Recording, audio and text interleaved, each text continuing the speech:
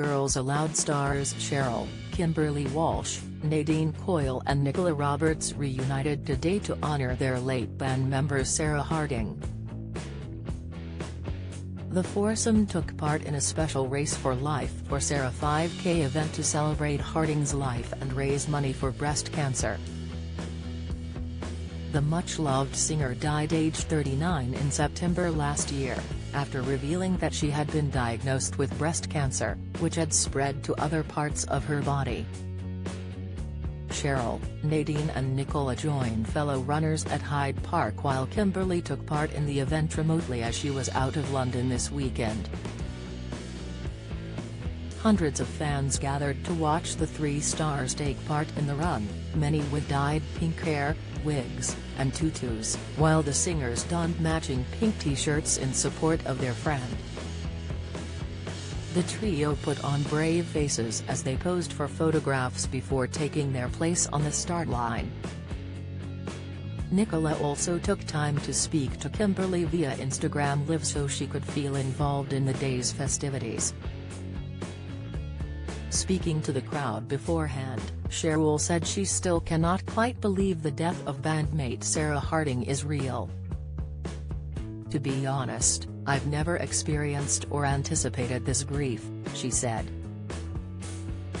"You know, I've lost grandparents when I was younger and I lost a friend when I was younger, but nothing like this, the feeling of shock and disbelief, and it still lingers now, to be honest.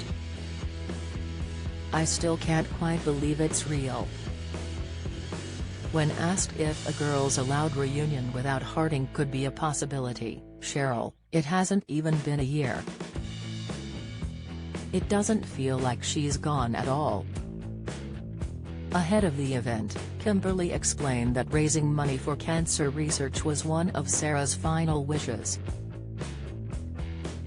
Kimberly said joining forces for the occasion was going to be a special moment for the group, who celebrate their 20th anniversary this year. She added, "I'm kind of looking forward to feeling a little bit closer to Sarah in that moment.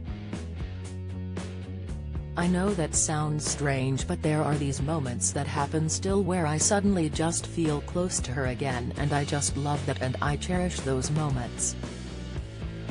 During an appearance on the BBC Radio 2's The Zoe Ball Breakfast show this month, Kimberly and Nicola spoke about the daily challenge of grieving the loss of their friend.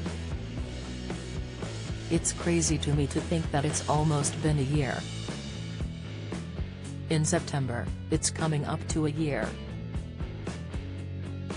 It's a daily challenge, let's put it that way, and I think it throws you at the times that you don't expect it." The singer admitted that at times a song or a plate of food will make her emotional, but added that she does find comfort in them as she does not want to lose these memories of Harding. Nicola agreed that her ex-bandmate's death is still a shock to the group, saying, "You kind of go back to when it was the five of us, and never in your wildest nightmares could you ever have imagined that it would have gone this way."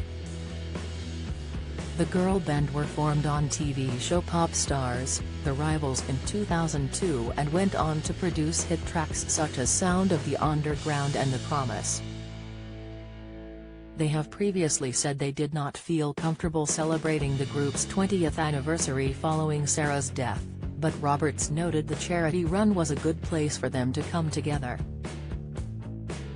She said, "I think for us, we really felt so uncomfortable to do anything in terms of a performance or an event in that way without her, that just doesn't feel okay to us, and so this was the perfect opportunity for everybody to come together for Sarah, so it is in her memory, which she wanted us to do."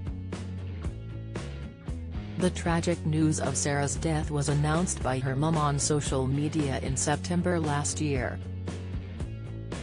In a statement, Marie Harding wrote, "It's with deep heartbreak that today I'm sharing the news that my beautiful daughter Sarah has sadly passed away.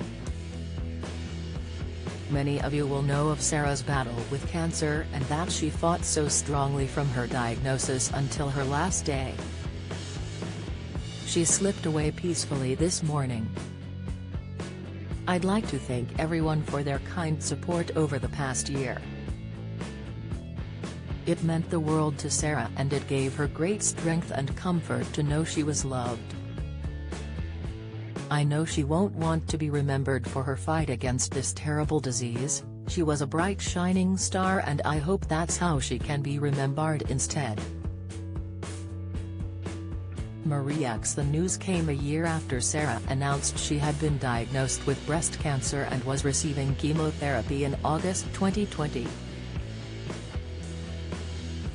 My amazing mom, family and close friends are helping me through this, and I want to say a thank you to the wonderful NHS doctors and nurses who have been and continue to be heroes, she said at the time.